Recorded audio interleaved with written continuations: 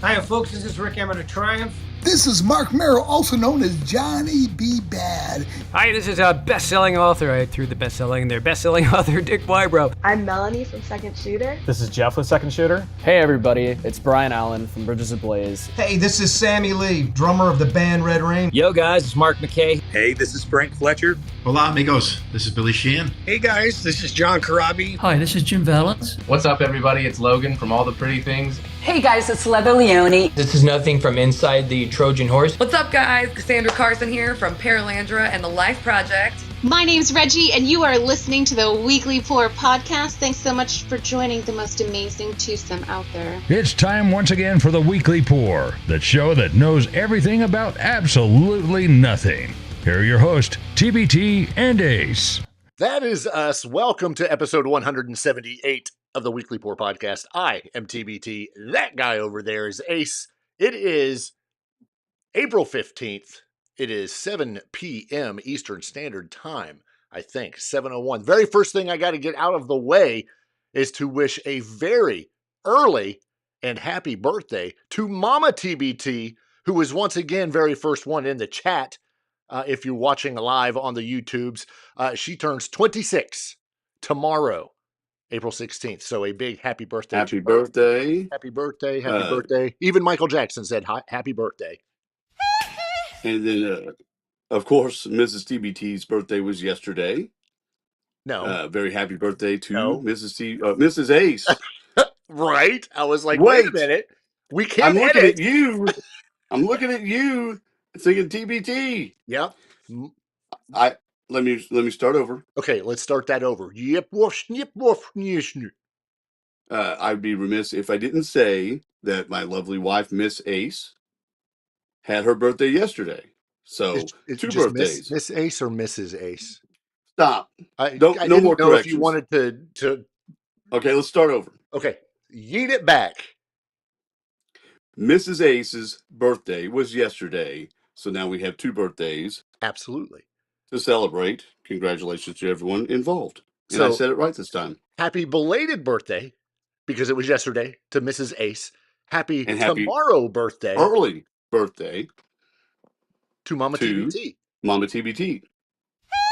Exactly, because that's what we do. I just like pushing that button. That's like the coolest thing ever. This is what's great about live. When you're live, you make mistakes, you go back, you redo it, and you still make mistakes. Yeah, we just don't care. But it's okay. Exactly. Either way, our audience will appreciate it. Yes. No tracks. Yeah, none. No live tracks whatsoever. Thank you. Sit down. The waitress will be there in a minute. Thank you. So as with every week, here we are.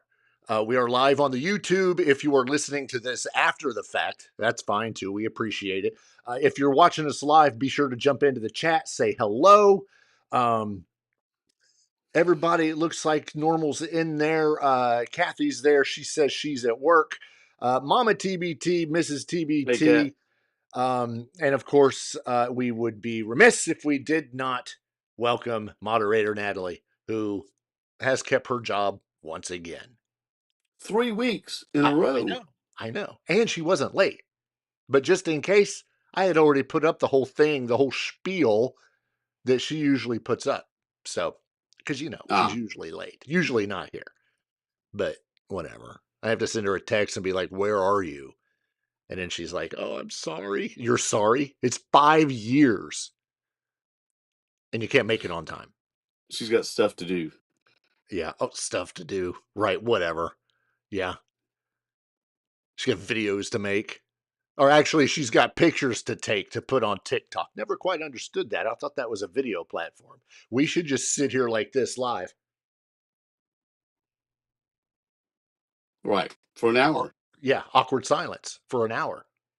Occasional sniff, cough, sneeze, achoo, whatever. But anyway, we got a lot of news this week, man. Finally. Lots of it. We're 5 minutes into this, and we'll jump into that news here soon. But you had a good weekend. I did. Tell us all about it. So got a text a couple weeks ago from a mutual friend of ours who said, "Hey, you're not doing anything on whatever Saturday was just a few days ago." And I was like, "Nope, apparently I'm not." And they were like, "Okay, cool, we're coming to pick you up." I said, "Okay, where are we going?" They said, "South." And I'm like, "Florida South? No." So anyway, I need to pack. Yeah, what do I pack? Do I pack shoes or flippy floppies? So we Saturday comes around, we hit the road, and we ended up going to, and this isn't going to be a surprise to anybody as soon as I say the name of the town, we ended up in Vevey, Indiana. Now, there is some controversy of whether it is Vevey or it's Vevey. VV or Vevey or Vive. Las Vegas. Like Sade. Right, there's no R in it. So we went to Vevey. And the reason we went down there is because the black tulips, Queen of the Night tulips, are in bloom at the mansion house of none other than Kat Von D. So we go. Nice. Great time. Their flowers, they were there. There's like a bazillion of them. They were still in bloom. I think there's, I don't know, 1,800 of them, 1,500, something like that. All in bloom. The amount of people that were actually there was absolutely crazy. Really? What? So Mrs. TBT just yelled at me and she said there's 15,000 of these things out there. It's not a small area in the tulip world, but you go, you see, you take pictures. Again, the amount of people that were there, like crazy. I wasn't expecting that. Big mural on the side of a barn shed, big ass garage. It's just, got some tourist people there, myself included. So this has become an attraction. Tourists come to Kat Von D's property and intrude on her privacy and her flowers, and it's okay? No, not even. This is outside of her property.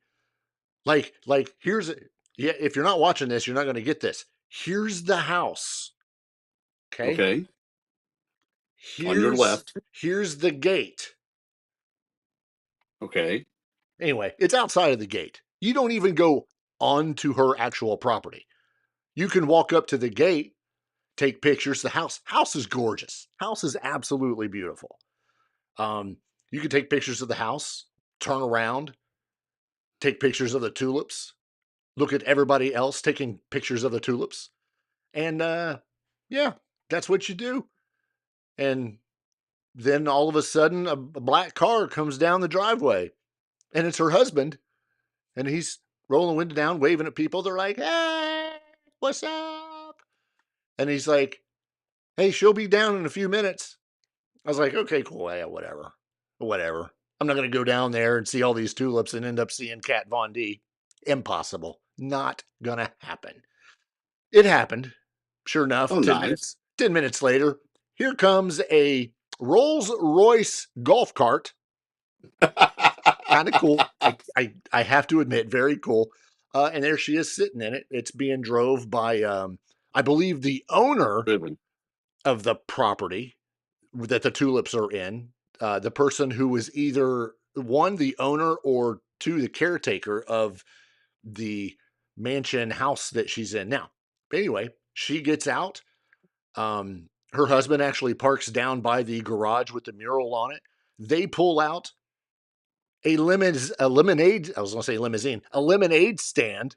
That's what I wanted to know. If there were refreshments and concessions and t-shirts. And no t-shirts, no concessions, just lemonade. Regular or strawberry. Her child, her son, is the one that's selling the lemonade with dad alongside. So one of the cool things. How old's the child? Let's go with 9. Let's go with awesome. 10. Yeah. That's awesome. Let's go with maybe 8. He's between birth and 10. That's what I'm going with. So Kat's there. I'm sorry, Miss Von D, Miss D, Miss Vaughn. She's there, and she basically tells everybody, hey, let's get through this quick so everybody can get through. I would like to take pictures with everybody. If you guys want to form a nice line and come up and put your phone in selfie mode and then come up and take a picture. I was like, okay, cool. Sure enough, got the picture taken. I did. Our friends that we went with, Mrs. TBT, just individual photos with Kat Von D. Exciting. I was pretty stoked. Of course, I've, like you and everybody that knows of her probably, have watched her in the past. LA Inc., I believe, was the name of the show she was on. She's now recording music. I believe she just did something with Maria Brink, just probably within the last couple of weeks. So she's not slowing down. She does live in Indiana. She has left LA, her and her husband, with their kid, living in Indiana. The total population for the town of Vevey or Vivu is like 1,200. On any given weekend when people come down to see the tulips, it's probably more like about 4,000. Think about that. Think about that. You're leaving an area, a metropolitan area with about 9 million people, to move to a hole in the wall, so to speak, in southern Indiana. Right. With, as you said, what, 1,400 people? Right. And quiet, peacefulness, and flowers. Yeah. Yeah. And it's pretty cool. And in today's world, she can still do anything she wants because we are all connected all the time. Yeah, exactly. And really, here's the thing. And I'm not downplaying this whatsoever because it's something that's kind of cool. They're just flowers. But the fact that these are down there and planted by Kat Von D, who invites you to come look at them, who then comes down almost, I'm not going to say every day, could have very well have been every day, comes down at a minimum every weekend during this 2-week period to take pictures with fans. I saw people that were dressed like farmers coming from the farm stand. There were people coming dressed as gothic could get. And it's just a plethora, a mixing pot of people. And everybody was chill. Everybody was nice. And what I liked is that people are actually saying, thanks for doing this. We appreciate it. It's not trashy whatsoever. Well, and the fact that she can just say, form a line, everyone be cool, form a line. Yeah. I'll take pictures all day, whatever. And it happens without chaos. That's pretty cool. Yeah, very. And then when it was over, when she was done taking photos, it's move over to the lemonade stand and help sell some lemonade. Yeah, how was it? I didn't have any. I bought one and I gave it to Mrs. TBT. Well, she said it was good. It's lemonade. Yeah, it's strawberry lemonade. You got to make sure you get it right. Strawberry lemonade. Do you have to like squish the strawberries? How do you make that? I don't know. It was pre-made when it was brought down the hill. So I don't know. I don't know if they crushed them or what. I don't know. Do you have to pit them? Well, I don't know. What was the kid charging? $1. That's about right for these days. I don't have a good cup to show the. You know what? Yeah, I do. It's about this size. I think we're gonna say it's about that size. Now, did he take cash only, or did he have a nice little cube on the phone? Take your debit. Listen. No, it is literally cash only. Homeboy did not want to do any math. Our friends, these were right, $1. Is $1, okay? It's $1. Our friend had a 20. Handed it to him, and he kind of looked, and our friend was like, "Just give me, you owe me 19 or something like that." And he's like, "I don't really want to do math." And she said, Just give me a 10 and a 5. So she paid $5 for the cup of lemonade. Good. That's a nice tip. Yeah. It's a nice tip. Absolutely. He gets a $4 tip for a $1 cup of lemonade. But phenomenal. Her husband, phenomenal. Like they all were. This was like such a family oriented thing. And everybody was cool. Like I said, there were no arguments. There were nothing. It was just a bunch of cool people wanting to see some flowers and hang out with Kat Von D. So many kudos to her for doing that. It was pretty bad. Yeah. Ass. Well, and it makes her appreciate living here even more when she can do this stuff and not get overwhelmed. For sure. And I'm sure there's still people out there that would, be jerks about it and be like, it's just flowers. Who cares? She done ruined our town bringing all these people. Yeah, these people will also come in and they'll go to your restaurants and they'll buy stuff. Von D Land, I believe, is the name of the store that she has opening next month. Shoe store in the middle of downtown Vive. Nice. Yeah, nice. Exactly. So it's going to be kind of cool, and more than likely you'll see her there because she's going to hire people, but it's her store. So she'll probably be there as well. Exactly. She's still doing tattoos? I do not believe so. Okay. No. Because we speculated about that on one of our past shows, whether when she moved, would she do anything at all with tattoos? Yeah, because I was ready to get booked. Did she say anything about yours? No, it wasn't have a conversation. It was just, hey, how are you?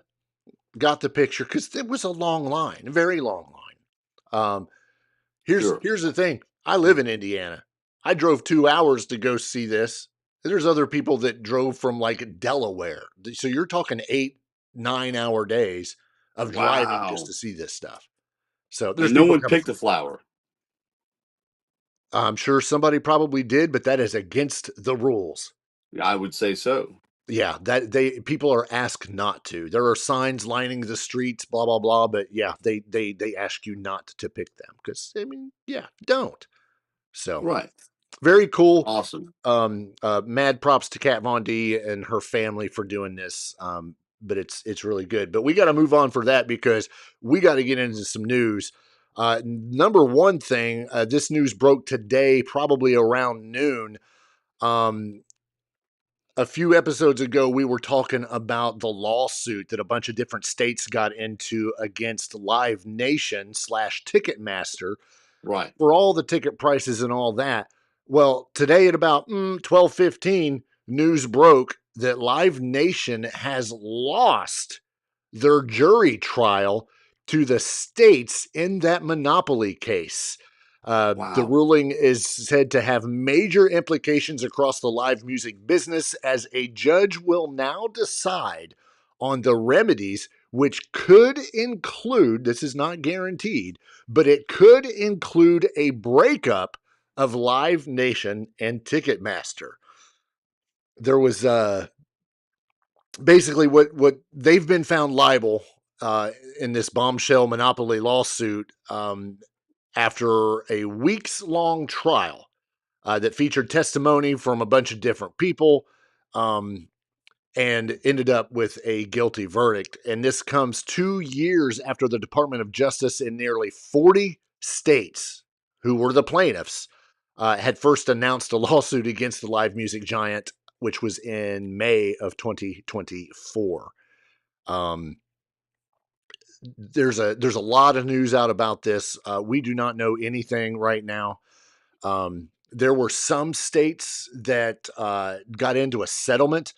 And of course, some of that settlement was where Live Nation had agreed to like some real far less severe. Right. Yeah. Which didn't include a breakup of Ticketmaster. Right. That was the big thing. Yeah. However, that's still in the cards, which I think is great. Lots of claims, of taking money and charging fees and blah, blah, blah. And beyond the claims itself, evidence released in the trial had revealed some unflattering conversations between Live Nation representatives perhaps most notably a set of exchanges between two regional employees who were bragging to each other about gouging concert goers on different fees and parking spaces, including the text that read, "Robbing them blind, baby. That's how we do." Oh my God. Are you serious? So, with the verdict decided, the next question obviously remains what remedies the judge will deem necessary.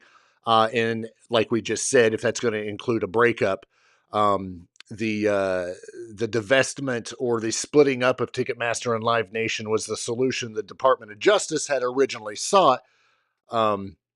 Without the Department of Justice's involvement, it's unclear how realistic that remedy would be.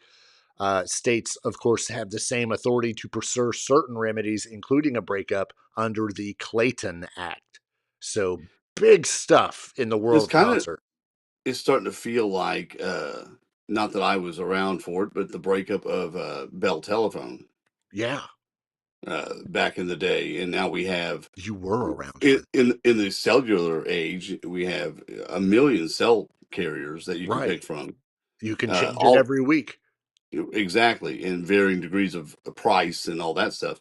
What if we get something like that out of this, where instead of dealing with secondary markets where we're getting gouged even more so, right? We're getting legitimate brokers of tickets, and we're getting better prices. That would be ideal, right? Because I'm tired of paying what we pay for concert tickets. I mean, it was 2 weeks ago I picked up another concert, and I'm like, this is just stupid. It is. But you really literally have no choice other than to just not go. Right. You vote with your wallet. And but the thing is, we all want to go.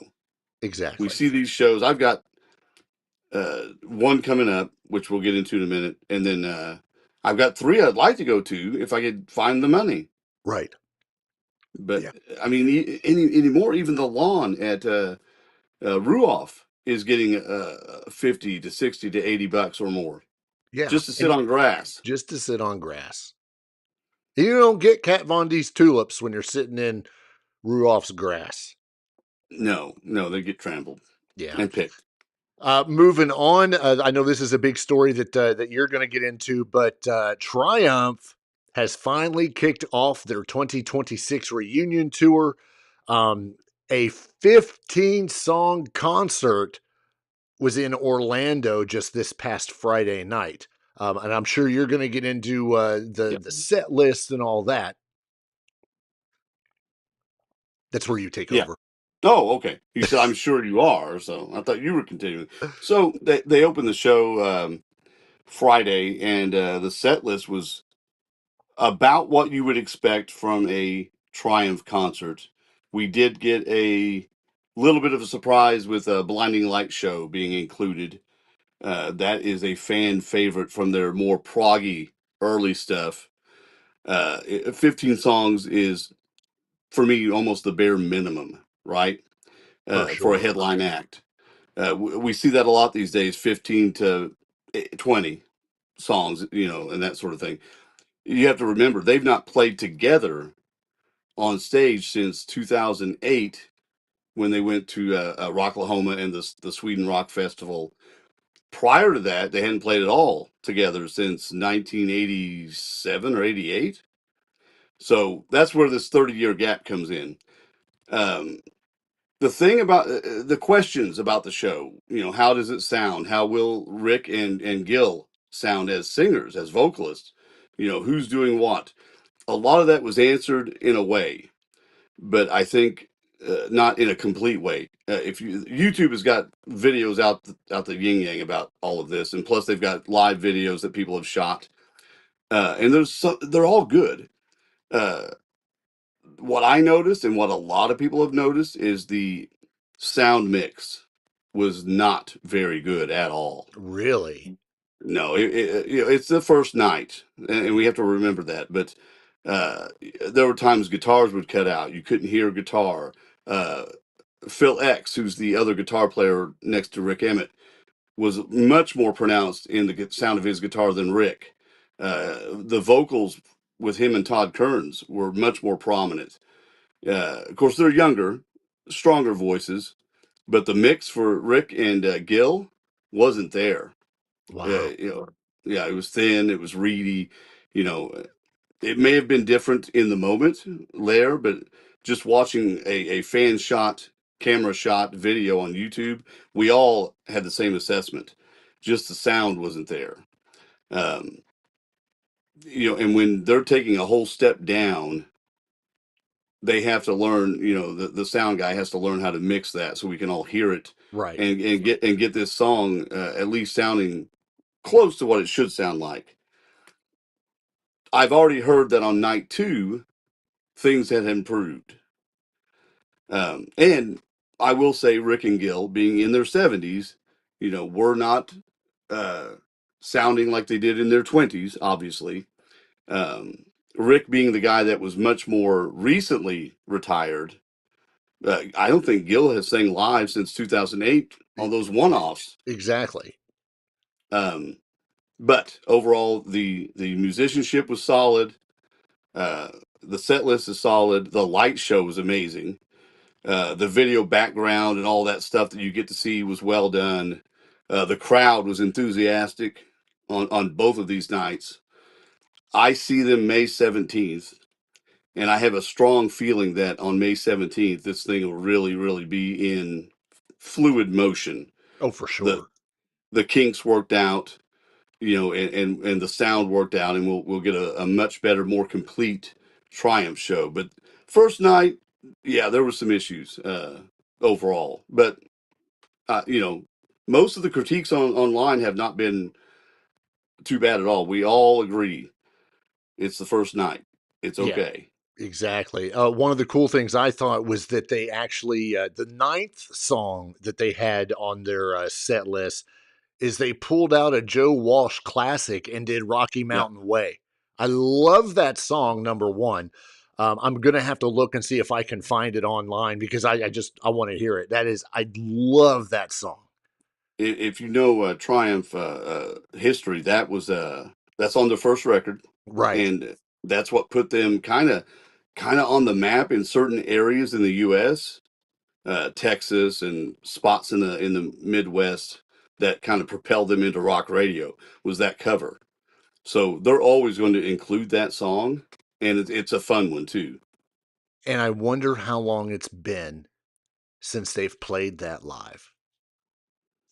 I don't know. I'd have to look up the set list from 08, but I'm not sure if it was there then or not. Yeah. Obviously, and this is a different list than that one. We've got, we got a little bit more. We got a smattering of almost every record, almost not quite, but close. Smattering. A smattering. That's pretty good. Now I don't foresee them expanding this list beyond 15 songs. I think if we get to where this gels nicely, we should be happy and not want to change it up a whole lot. Yeah, and I'm not sure if you mentioned it, but for anyone that's questioning this, Mike Levine was not at this first show. No, and I don't think he was at the second one. I don't know. The plan is, I think, just if he feels like it, it's open for him to show up. Now, that throws a little monkey wrench into things in the fact that he has to get caught up on the same things we're talking about, the sound and all this other stuff. But I will say, any questions about the Rick and Gil being present and playing are squashed because they were present, they were playing, they were singing. There was plenty of, especially Rick. Rick got his full on guitar solo. He sang plenty of the songs. Gil at one point did disappear from the stage while they were, I forget which song they were playing, but he was not present because I think that's a stamina issue. When you haven't played drums like this, and he's got how many, 2-3 months of this? Yeah. So he took a little breather. I get it. But Phil X and Todd Kearns did sing lead on a couple of songs, But for the most part, we got a lot of original Triumph out there playing and doing their thing. Yeah, which is very cool. So Yeah, I know you're looking forward to that concert, and I'm sure we'll talk about it many more times before you actually go. And then, of course, we expect your full report on the show immediately following that one. The other largest news of the week revolves around the Rock and Roll Hall of Fame.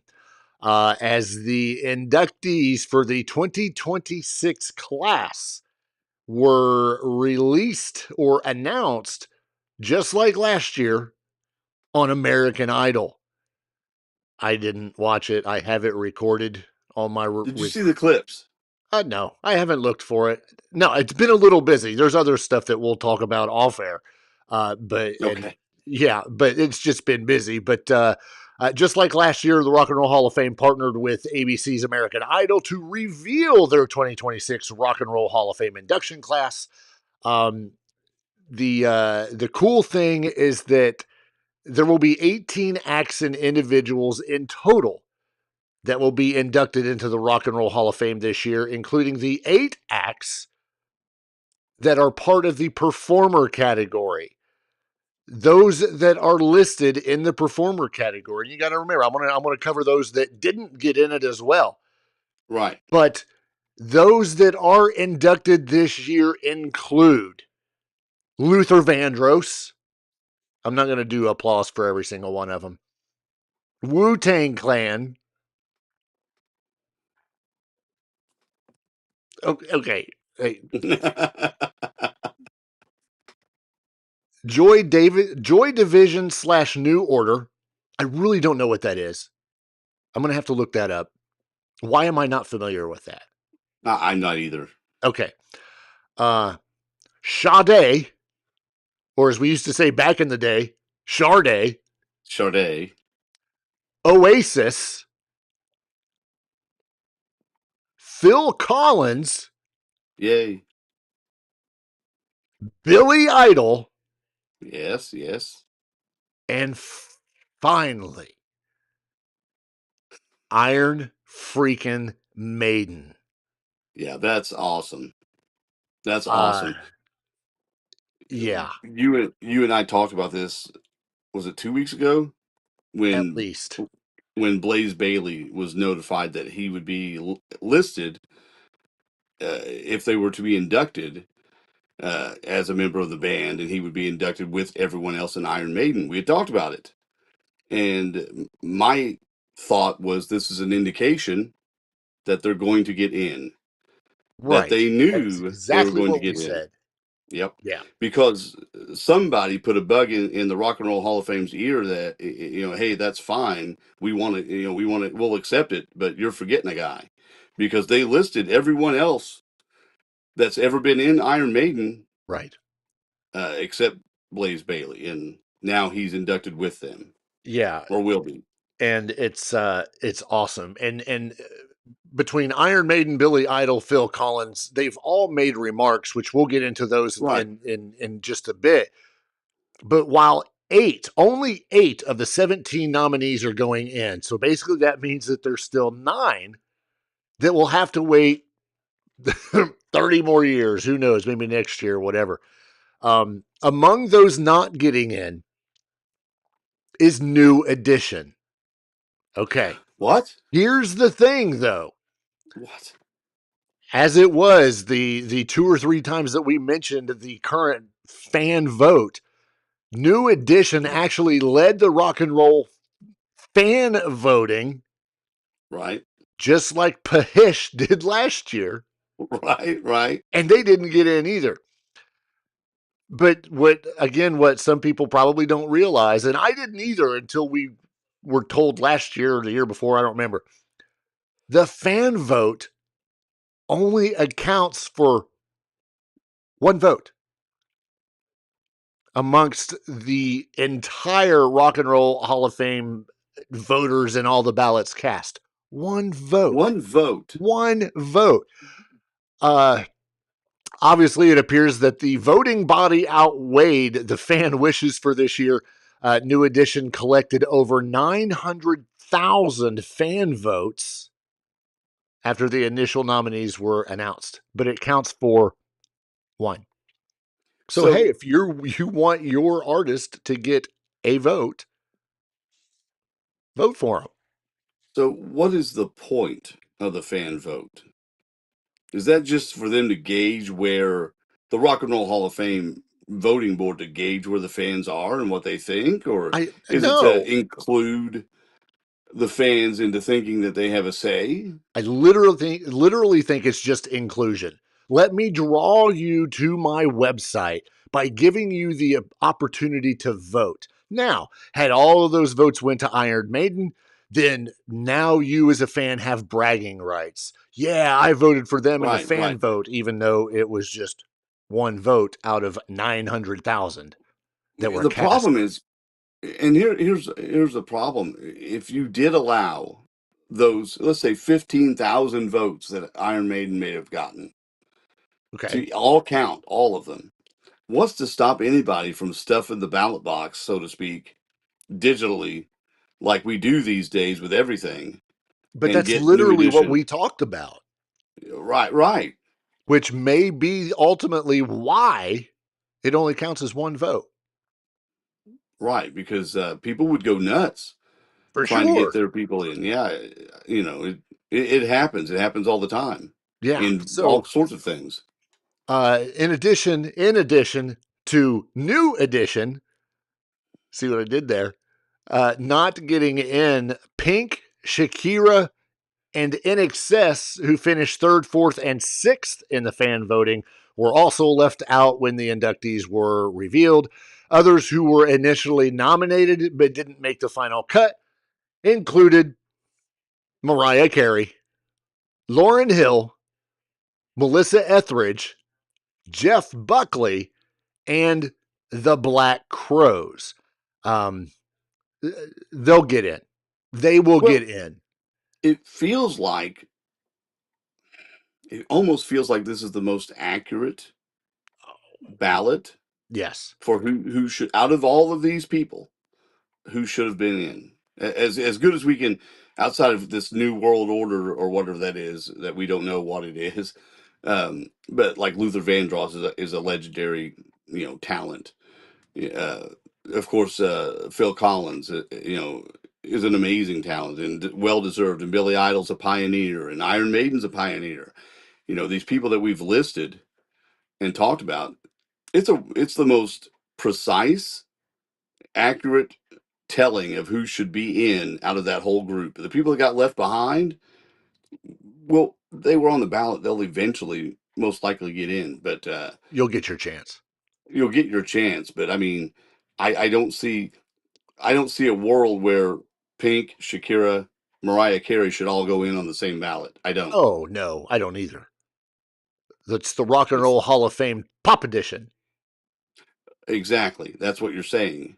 And this also feels, I'd have to look at the last couple of years, but this feels like the most rock represented round of Hall of Famers getting in. Don't you think? Yeah, I do. Absolutely. Depending on what you think of Phil Collins and what, but I always count him as a rock guy, even though he was a very pop orientated in the 80s. Sure, absolutely. The Rock and Roll Hall of Fame induction ceremony will take place at the Peacock Theater in Los Angeles on November 14th.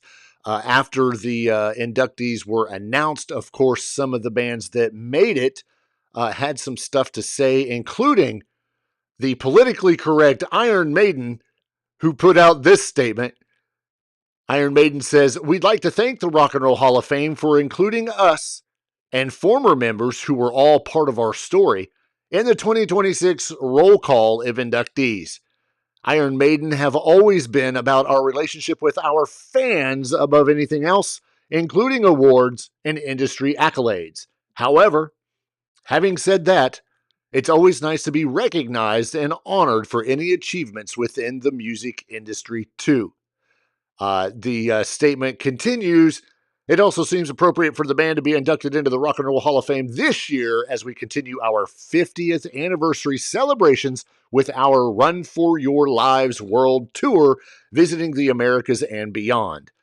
We would also like to congratulate our fellow 2026 inductees and extend our gratitude, blah, blah, blah.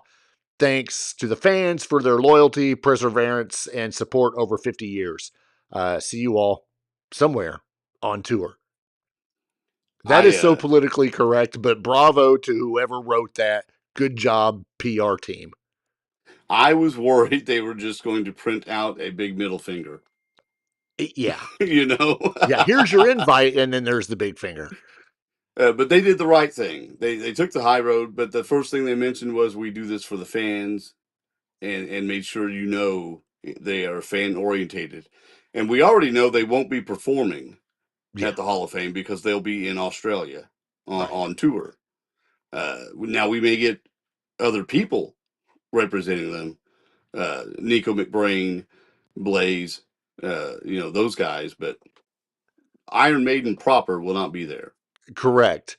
Another inductee who decided to throw out a message, of course, was Billy Idol.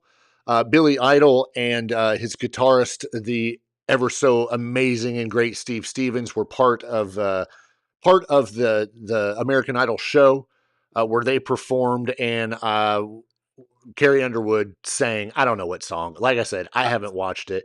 I'll tell you about it in a minute. Okay. I'm just glad Steve Stevens were there. Anyway, Billy Idol has released his first statement after being announced as a member as well. Billy Idol says, to be recognized by your peers is incredible. I'm not going to do his accent. You don't really know what people think about you, but this gives you an indication. Keep in mind that Billy Idol first came eligible for the Hall of Fame in 2007. So he almost had to wait an entire 20 years. He's come up short during his previous appearances on the ballot last year, and we talked about him last year. And I want to say he may have been like second or third in fan ballot in the fan vote. But he does admit that he was disappointed that he didn't make it last year, but he stopped short of saying he was worried about his chances. So it was a quick and easy statement from him. So very, very thrilled for Billy Idol as well. Just getting to see him last year in concert. Yeah.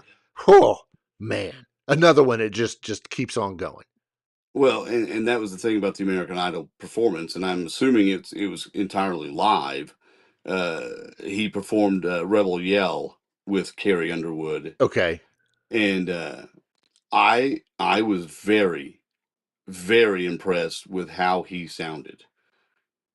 He still sounded like Billy Idol. He didn't sound like an older version. He didn't sound like he had dropped it down.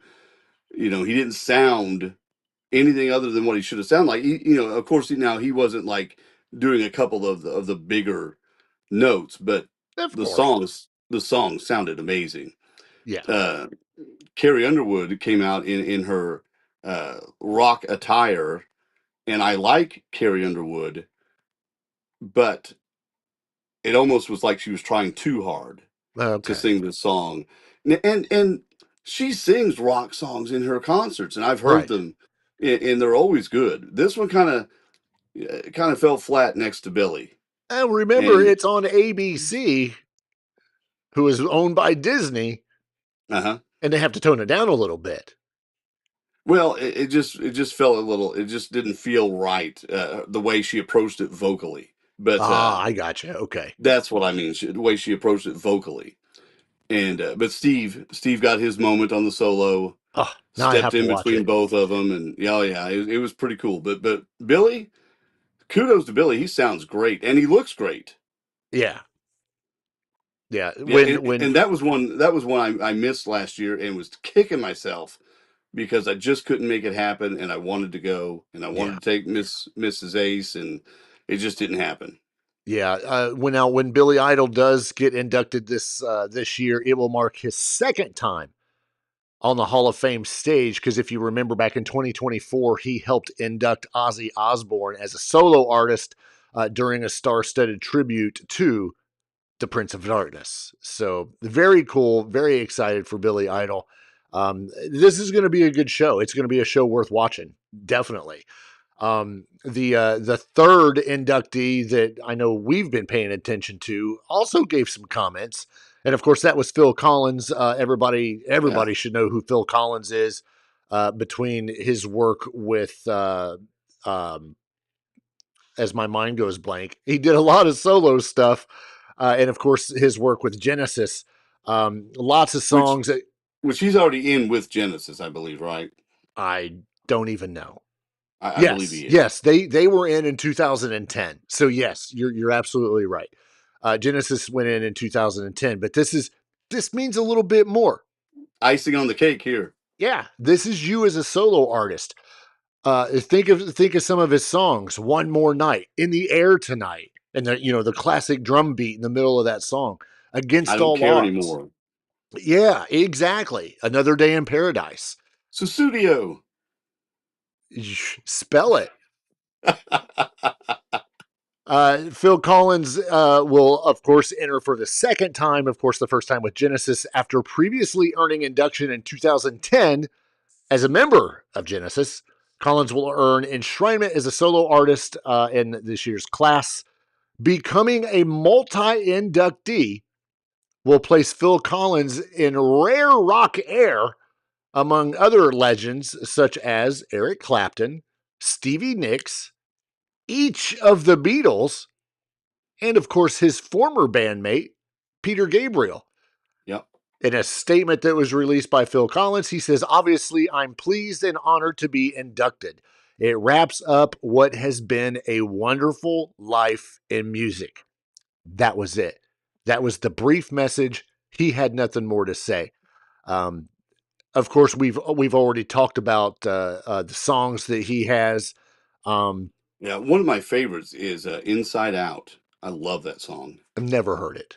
I'm joking. Oh my gosh. I'm joking. Oh, no jacket required. It's got the big, he's noted for the big gated drum sound, like on Right. In the Air Tonight. That song is full of it. Like he just went crazy with gated drums. It's awesome. Yeah, in the 2010 induction, of course, Genesis opted not to play. This was a decision largely due to Phil Collins' failing health.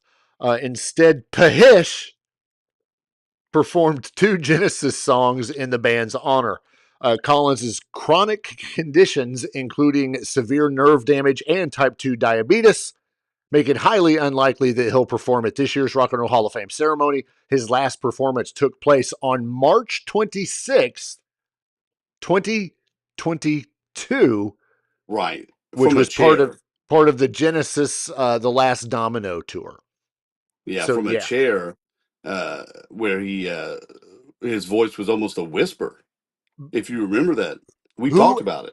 But who else was just inducted on a stage full of their peers? Ozzy. Ozzy, yes. Ozzy. Why can we not have the same thing for Phil Collins? Why that not? would be great. Surely there's got to be plenty of people. This could be the new We Are the World of just a plethora, we'll use that word again, of artists to go in there and sing all of his hits, do little things like that. There's a lot of potential there. We should do this. Well, it could happen, and what would be great about it is you would not only get pop singers coming in to do this because of his pop type of music, but you could get a lot of rock guys that respect Phil Collins. For sure. That would come in and do this and probably really get a kick out of it. And he would too. I am right now going to make a phone call immediately after this show because I want Metallica to perform Susudio. That would be great. It really get a hold of Tom Morella and have him hook this up because it would be great. We'll make it happen. We could have Nuno involved in all of it. Of course, duh. There's no question that would happen. But yeah, kudos to everybody that's getting into the Rock and Roll Hall of Fame this year. Of course, I'm sure we will talk about it more as that date gets near for that ceremony because there's just going to be plenty of stuff. We do have a few more stories to get through these last 10 minutes, one of which is very, very interesting, and I think somebody is cursed because of a full moon. If you remember, maybe a month or two ago, may have been a year ago, we talked about Taylor Momsen needing medical assistance because she got bit by a bat. This thing latched onto her leg and bit her. Of course, this was during the AC/DC tour where her band, Pretty Reckless, is opening for AC/DC. Well, guess what? It doesn't stop at bats. No, it's other exotic creatures. She most recently required medical assistance after being bit by what's being called a massive spider prior to her band opening up once again for AC/DC in Mexico City on Tuesday night. As I've already mentioned, this marks the second time that she's been bitten by a wild animal while performing for AC/DC. Yeah. They've got According some to her, gnarly creatures in other parts of the world. You got to be careful. I don't. Yeah, Natalie just said she needs some pest repellent. I don't think that would keep a spider away. According to some set list, the bite didn't stop her and Pretty Reckless from delivering a 10-song set during the show, and of course they're scheduled to continue on with that tour. What the heck? The luck, the venom allegedly did do a number on her system. So she had to have the wonderful doctors in Mexico come and deliver quite the shot before that show. Man. So what the heck? I hope they were competent physicians, because can you imagine being somewhere in another country with all these wacky venomous spiders and snakes and all this stuff, and you don't have a doctor for 40 miles. Maybe she needs to change her body wash or her perfume. You know what? I have this. In order for her to feel better, I volunteered to be the next thing to bite her. Moving on to the next story as we get closer to the end of this broadcast. Coachella. We just had Coachella not too long ago. I think it was just this past weekend. And yes. A lot of people talk about Teddy Swims. Well, on his performance, during his performance, why does he look like Jelly Roll? I don't know. He basically made it quickly clear that he was going to have special guests joining him throughout his set on the Coachella stage. Of course, he's best known for his 2023 hit Lose Control. He used a doorbell sound effect to welcome each of his surprise collaborators. Ding dong! That's something you would do. It totally is. But what if he had a ring? Anyway, so the first person to come out during his performance after ringing the doorbell was Joe Jonas. And they got together and they did their rendition of some Jonas Brothers song. Next doorbell, ding dong. Ding dong, because nobody answered the first one. Pop star Vanessa Carlton, who delivered her 2001 hit 1,000 Miles, which of course I think is on every love movie soundtrack, especially Twilight and all that. But the biggest surprise came out of the third doorbell. And no, it was not Nuno Betancourt. Surprise, surprise. When the door was answered, it was David Lee Roth. Yes, DLR from Van Halen. How? Who said that's who we need? I don't know. Probably David Lee Roth. He probably said that himself. After giving Swims a monster bro hug, the iconic opening synth line of Jump began to play, garnering cheers from the Coachella crowd, even though most in the attendance were not even born when the 1984 hit was released. Either way, It's just one of those things, and David Lee Roth definitely did not phone it in, as he was decked out in a bedazzled leather vest and tight pants combo. The legendary frontman spun and gyrated on stage while delivering the timeless track. I did not write this. He even strutted down the oversized Coachella catwalk while twirling a microphone stand like a baton during the tune's famous guitar solo. For his part, of course, Swim seemed to be loving the moment as much as his fans, gleefully smiling from ear to ear as he sang along with the Van Halen frontman. Videos of the performance, of course, can be found online. No, I have not watched it yet. I haven't either. I might now. You kind of have to. Yeah, you kind of have to. But once again, David Lee Roth, you know what? Just bless his heart. Bless his heart. And apparently Natalie is upset that I said that I would volunteer. You know what? Ace and I will both volunteer to be the next ones to bite Taylor Momsen. Whatever. How am I? What, me? I'm just bringing in reinforcements. It is the middle of April, which means it is, and this is going to be everybody's top story for tonight. It is WWE WrestleMania time. The reason we bring this up is because I think it's important to not only recognize the fact that WrestleMania, which is the Super Bowl of professional wrestling sports entertainment, or as some of them say, the Super Bowl is their WrestleMania. One of the coolest things about WrestleMania is the fact that they have had numerous hard rock and metal performances over the years. And I just wanted to mention a few of those to draw a little bit of attention to it. Of course, WrestleMania takes place this weekend at Allegiant Stadium in Las Vegas.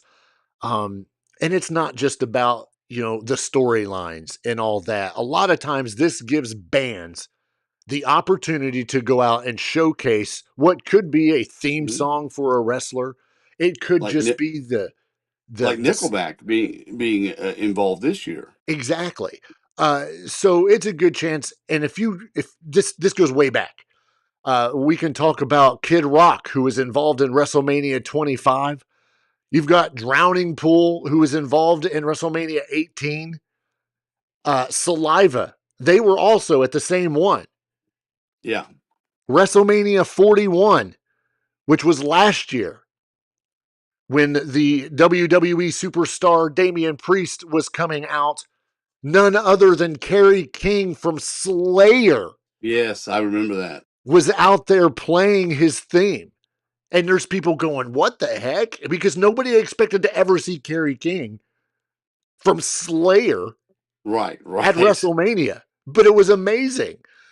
There's been others, including...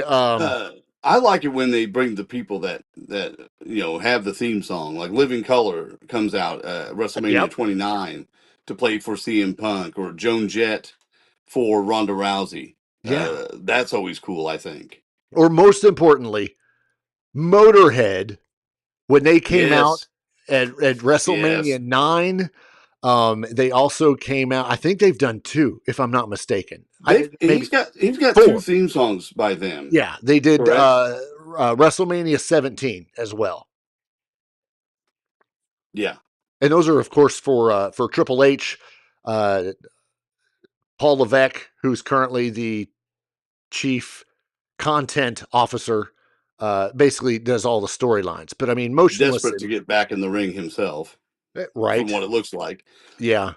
Here's the other thing: not only do we have bands that have performed, but we are getting ready to have a performer probably involved in a match. Jelly Roll has been highly visible the last month or so on SmackDown. It's turned into the Jelly Roll hour. Yeah, it has. But Limp Bizkit, even Alice Cooper, who was involved with WrestleMania 3, he came out. There's always a I'm going to use that word again, plethora of stars. You've already mentioned in Living Color. But for me, one of the most important ones before Alice Cooper, when he was involved with WrestleMania 3, You got to remember Cyndi Lauper, of course, involved with WrestleMania 1, I believe. I don't think she performed. But WrestleMania 2 featured Ozzy Osbourne, which, if the Prince of Darkness can get involved, then so can you. So that was cheesy. It's just Ozzy, whatever. But yeah, I figured why not? Since this is WrestleMania weekend, why not bring up some of the acts that have performed or just shown up in the ring, because it's something cool just about every time. Well, Cyndi Lauper, you mentioned, she was a part of that, the rock and wrestling thing that was helping bring wrestling more into the mainstream because she was so popular at the time. And I think, the main event with Hulk Hogan, and she was associated with Lou Albano and Wendy, was it Robin? What the heck was her name? No, Wendy that's Richter. Wendy Richter. Wendy Richter, yes. Yeah. Involved in that match. And so she was actually involved, but not performing as a vocalist. No. Yeah, exactly. But still, nonetheless, very cool. If you get a chance, be sure to check out WrestleMania this weekend, Saturday and Sunday. That's our plug for them. We are done. This was episode 178. We appreciate you guys coming in and watching. If you were not doing this live, we appreciate you listening. Once again, we're going to say a special happy birthday yesterday to Mrs. Ace. Happy future birthday tomorrow to Mama TBT. I am TBT. That guy over there is Ace. My dog is choking. That was tonight's show. We hope you guys enjoy. Be sure to hit that thumbs up, hit that subscribe button, and go to like Apple or something and leave us a review. Is that your band? My Dog is Choking? Yeah!